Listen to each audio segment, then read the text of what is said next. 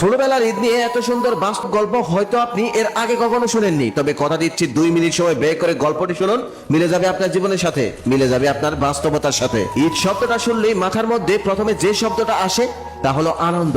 আমার কাছে ঈদ মানে আনন্দ, উচ্ছ্বাস, খুশি, আমোদ আয়োজনে পরিপূর্ণ একটা বিশেষ দিন। তবে জীবনের বিভিন্ন পর্যায়ে ঈদের আনন্দ ভিন্ন ভিন্ন রঙের, ভিন্ন ভিন্ন সুরের, ভিন্ন ভিন্ন ছন্দের, নানা রকমের হয়ে থাকে। একটা লেখাচিত্রে যদি মানব জীবনের বিভিন্ন পর্যায়ের ঈদের আনন্দকে স্থাপন করা হয়, তবে সংখ্যাগরিষ্ঠ মানুষের ক্ষেত্রে দেখা যাবে শৈশবের ঈদটাই সবচেয়ে আনন্দের উঁচু স্থানে থাকবে। আমার ক্ষেত্রেও তার ব্যতিক্রম নয়। ছোটবেলার ঈদের আনন্দ ছিল একদমই অন্যরকম, বড়বেলার ঈদের সাথে যা কোনোভাবেই মেলানো যাবে না। তাই আজকে ফেলে আসা জীবনের পুরনো ডায়েরিতে অবহেলায় পড়ে থাকা ছোটবেলার ঈদের স্মৃতিগুলোকে পুনরায় উজ্জীবিত করার ছোট্ট একটি প্রচেষ্টা জানাচ্ছি।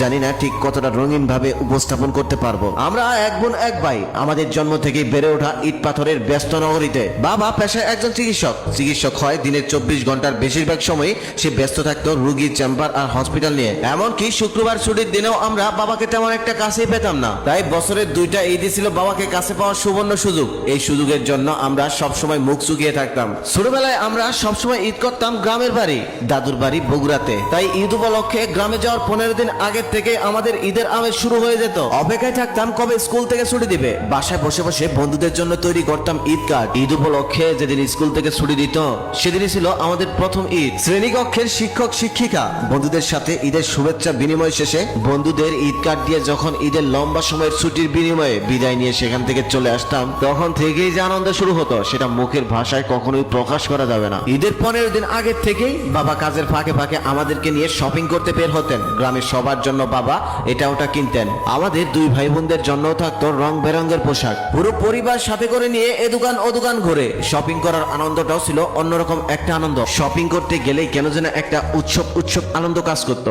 গ্রামে যাওয়ার আগের রাতটা যেন কাটতে চাইতো না। পরদিন ভোরে উঠে গোসল করে তড়িঘড়ি করে রেডি হয়ে নিতাম, তারপর বাসে চড়ে গ্রামের উদ্দেশ্যে রওনা হওয়া। আমি বাসের মধ্যে সবসময় বসতাম বাবার পাশে, আর আমার ছোট বোন বসতো আম্মুর পাশে। এটা আমাদের নিয়ম করা ছিল, এর ব্যতিক্রম কখনোই ঘটতো না। বাসে ওঠার আগে বাবা নানান ধরনের খাবার নিয়ে আসতেন, সেগুলো খেতাম। আর পুরো জার্নিটা মনে হতো একটা বনভোজনে যাচ্ছি, পুরো পরিবারের মন পাখিগুলোকে নিয়ে। বাবার কাঁধে কোলে মাথা রেখে ঘুমানো, আবার বাসের জানালা দিয়ে প্রকৃতি দেখা, এক কথায় অসাধারণ। এত সুখ, এত ভালো লাগা, এটা বলে বোঝানো সম্ভব না। অতঃপর দীর্ঘ সময় জ্যামের মধ্যে আটকা থাকার পরেও অসাধারণ একটা জার্নির আনন্দ নিয়ে বগুড়াতে প্রবেশ করতাম। বাস স্ট্যান্ডে অপেক্ষা করে বসে থাকতো আমার চাচা। বাস থেকে আমরা নামার সাথে সাথে তিনি যে হাসিটা দিতেন সেটা ছিল অমূল্য। তারপর আমরা গ্রামের রাস্তা ধরে বাড়ির দিকে রওনা দিতাম। ইস, সেই সময়টা মনে পড়লে আজও হৃদয় নাড়া দিয়ে ওঠে। মাঝ রাস্তায় বসে থাকতো দাদু, আমাদের জন্য অপেক্ষা করতো। নদীর উপর দিয়ে কি সুন্দর একটা বাঁশের সাঁকু ছিল। দাদু অসুস্থ থাকায় সেই সাঁকু পার হয়ে এই সাইডে আসতে পারতো না, তাই তিনি ওই সাঁকুর মাথায় আমাদের জন্য বসে বসে অপেক্ষা করত।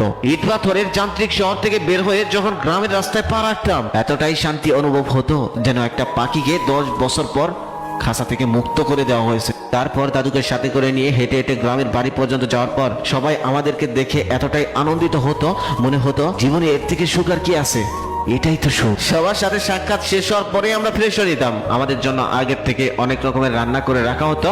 তারপর আমরা খাওয়া দাওয়া করতাম। খাওয়া দাওয়া শেষ হলে সবাই একসাথে বসে গল্প করতাম। 4 দিন রাতে সবাই মিলে গ্রামের উঠোনে বসে গল্প করার মুহূর্তটা, এটা তারাই বুঝতে পারবে যারা গ্রামে বড় হয়েছে। টিনের বাড়ি, মাটির চুলা, গোয়ালঘর, নদী, গাছপালা সবকিছু উপভোগ করতাম। যা দেখতাম তাই যেন একটা অন্যরকম অনুভব হতো। আমরা চাচাতো ভাই বোন সকলেই মিলে একত্রিত হতাম।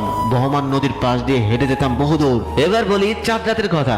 শুনশান গ্রাম, চারপাশে বাজির শব্দ, ছোট ছোট বাচ্চাদের কোলাহল। মনে হতো ঈদ এসে গেছে। গ্রামের বাড়িতে আপনার আত্মীয়দের সাথে ঈদ করার কি যে আনন্দ। ঈদের দিন বিকেল বেলা দাদু আমাদেরকে ঘুরতে নিয়ে যেতেন। সেখানে অনেক রকমের খেলনা বিক্রি হতো, দাদু আমাদেরকে কিনে দিতেন। আমরা নানান রকম রং বেরঙের ফিতা কিনে ঘর সাজাতাম। যেহেতু আমরা ঢাকা থেকে যেতাম, তার কারণে সাজানোর দায়িত্বটা সবসময় আমাদেরই পড়তো। আচ্ছা, আমি কিন্তু চাঁদ রাতে মেহেদি দেওয়ার গল্পের কথা বলতে ভুলে গেছি। গ্রামে মেহেদি গাছ থেকে পাতা তুলে সেই পাতা পাটাতে বেটে সবার হাতে দিয়ে দেওয়া হতো। কি সুন্দর রং ছিল সেই মেহেদির। 2-3 মাস পর্যন্ত থেকে যেত। বাবার সাথে গ্রামে ঘুরতে গেলে তার শৈশবের নানান গল্প আমাদের বলতো, সেগুলো শুনে কতই না ভালো লাগতো। এভাবে ঈদের পরবর্তী দিনগুলিও আনন্দ, ঘোরাফেরা, খাওয়া দাওয়া করে কেটে যেত। এত আনন্দের সময় কাটাতে কাটাতে যখন আমাদের চলে আসার সময় হয়ে যেত, ভাবলেই মনটা খারাপ হয়ে যেত। ভীষণ মন খারাপ হতো। চলে আসার দিন এতটাই খারাপ হতো, আমার মনে হতো মনের মধ্যে মেঘ জমেছে, পুরো পৃথিবী অন্ধকার হয়ে গেছে।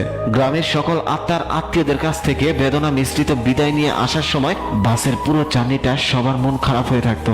ঢাকায় আসার পরেও কদিন কিছুই ভালো লাগতো না, একদম মন খারাপ হয়ে থাকতো। তারপর মনকে সান্ত্বনা দিতাম এটা বলে, আবার ঈদ আসবে, আবার গ্রামে যাব, আবার সবার সাথে দেখা হবে, আবারও আগের মতো আনন্দ হবে। এটা ছিল আমার শৈশবের কথা। ঈদ এখনো আসে, ঈদ এখনো চলে যায়, তবে সেই আনন্দটা আর নেই। সময় বলে দেয় সময় পার হয়ে গেছে, নেই সেই প্রিয় মানুষগুলো। দাদু মারা গেছে বহু বছর আগে, গ্রামেও সেই আগের মতো সুন্দর দৃশ্য আর নেই। পরিশেষে একটা কথাই বলতে চাই, ঈদ এখনো আসে, তবে শুধু আমার জন্য আনন্দ নিয়ে আসতে ভুলে যায়।